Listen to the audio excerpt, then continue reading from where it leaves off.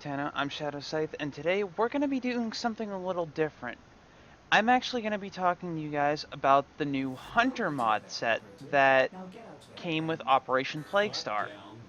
Now, for anybody who's read the patch notes or anybody who's done enough of the event to realize at this point, all of these new Hunter mods, with the exception of trading somebody, the only way to get a hold of them is by fighting against the shit, what's it called? The freaking little reskinned Lethantis. I can't remember what it's actually called. And the only way that you can draw one of those out is while you're mixing the toxin, you have to apply an infested catalyst. Now, as to whether or not you need all four of them, or all four catalysts to draw it out, or if you can get away with only drawing one out, or using a single catalyst, I'm not 100% sure. I do know for a fact that you end up fighting one of those Lethantis knockoffs every 25% if you use four catalysts. So it might be one catalyst per 25% to actually get the fight. But anyway, here are the overall mods, and before I actually read through what they do, the set bonus for the Hunter mods is your companion does a percentage of slash damage, or does additional damage to targets affected by slash. Hunter Adrenaline is basically a stronger version of Rage, where it will convert 45% of damage to your health to energy. And I say this is stronger than Rage because Rage is only 40%. And I would say that this is definitely worth the extra 2 capacity. And in some cases, it might even be beneficial to use both of them. Like, a friend of mine has a build he's been messing around with Inaros, where he's utilizing both Hunter Adrenaline and Rage for a total of 85% damage on health to energy conversion. Hunter Track is and as you can guess, this is for your Warframe. Hunter Track is one of the 2 Hunter mods for your primary weapon. It is a 30% status duration increase. Hunter Munitions is the other primary mod, with a 30% chance to apply the slash status to an enemy on a critical hit. Now, depending on the weapon that you're running, you can possibly get away with running both of these. However, in my case, I am actually running this on my status weapons, such as, say, the Paracest or the Hema, weapons like that, whereas the Hunter Munitions mod, I am actually running on my Cerberus Prime and my Dread, which are already both high crit, high slash weapons. So this is just an additional chance to get that slash proc off. Hunter, and then the remaining 3 are all for your companion, and I'm actually utilizing all 3 of these on my Kavat simultaneously right now. Hunter Command, companion attacks the nearest enemy affected by slash status for 6 seconds. Hunter Synergy, 30% crit link. So basically what this is saying is, this is the same thing as like the Link Health, Link Armor, or Link Shield mods. The only difference is what this is going to do is this is going to give your companion a percentage of your critical chance. And I'm assuming that is off of your primary. I haven't really had the chance to actively test this, unfortunately. And then Hunter Recovery, 30% companion lifesteal link. So basically, this one's a little different than the Loyal Companion one, where you heal your pet for causing melee damage. Basically, what I'm getting from this as I read it is 30% of any and all lifesteal that you do is also given to your companion. Now, I could be very wrong on that because, as with the Hunter Synergy mod, I haven't actually had a chance to actively test this. All mods accounted for, operator. I have not taken any. Of course you haven't, Ortis. Of course you haven't. Anyway, there's really not all that much to go on about, so I'm just gonna run through a mission where I'm running 5 of the mods because Neja has the Rage replacement. My Dread currently has Hunter Munitions, and then my Companion has all 3 of the Companion mods equipped. Oh, my bad, I'm running my Cerberus, not my Dread. Same difference. The core on this outpost must be destroyed.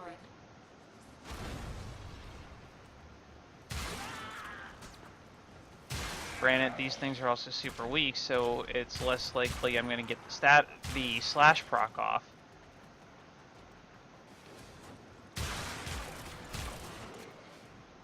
Without completely killing them.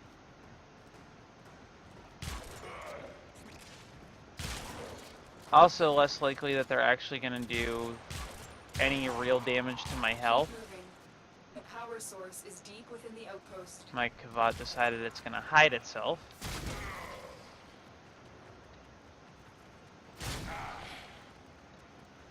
Probably just going to let them drop my shield. That's it, come on.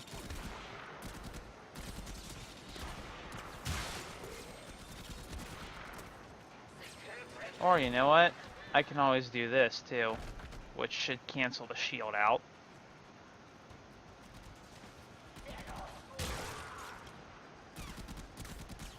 Alright. Let him focus on the cat.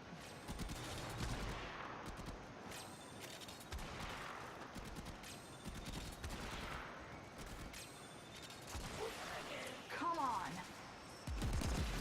There we go. See?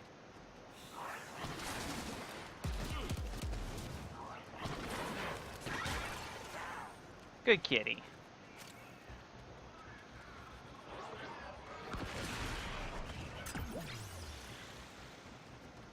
Anyway, enough of that. Since we are, in fact, right here.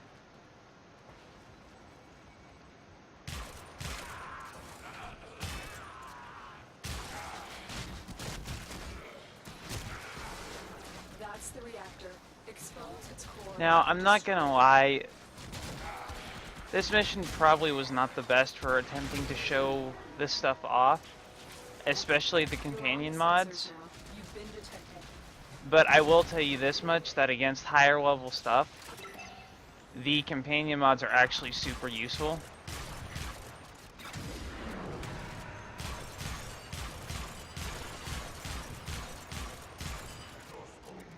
Jesus.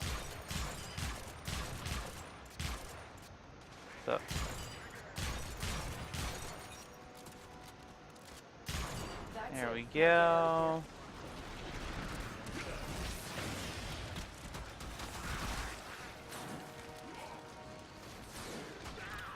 Alright, so Firewalker is active, so let's just get GTFO.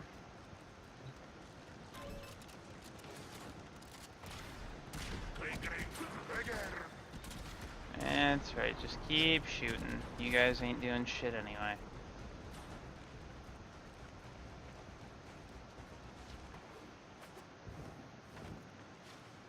There we go.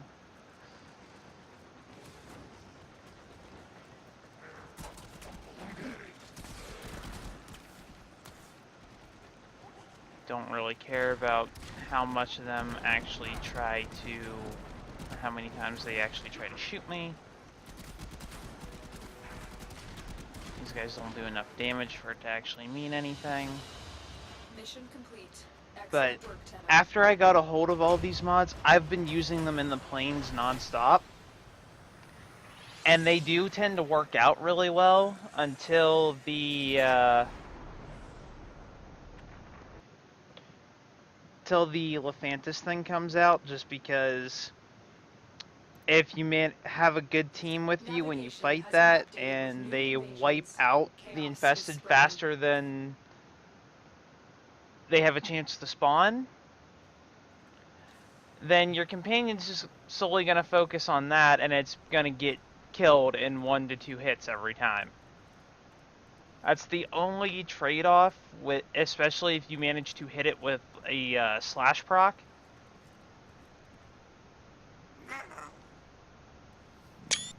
Is that it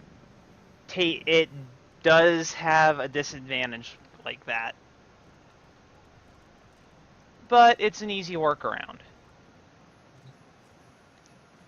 So with that said in mind, if you guys haven't put too much effort into, or put too much stock into fighting that thing, I'd highly recommend picking up the Infested Catalyst blueprint from your dojo, because each blueprint makes 5 catalysts.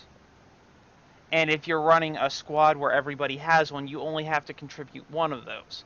Those, along with the Eidolon Phylaxis, will allow you to crank your bounties standing output from 1,000 to 3,000 if you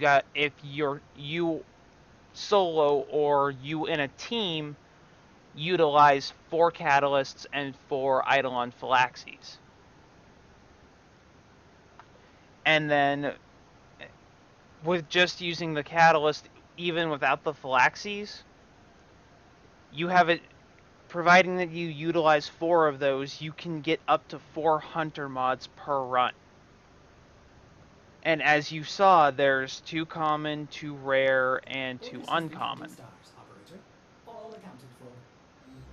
Even if you don't really utilize the companion ones because you're not big on those, or even the primary weapon ones, I'd say go for Hunter Adrenaline all the way, because it's definitely worth it for any of your builds that utilize Rage. Just because it's a better mod. So with all that said and done, thank you guys so much for tuning in, and I know I've been a little off the wall with the videos right now. It's just, I've been focusing on my Twitch a bit more, trying to get that up to a point where I can do that a lot more.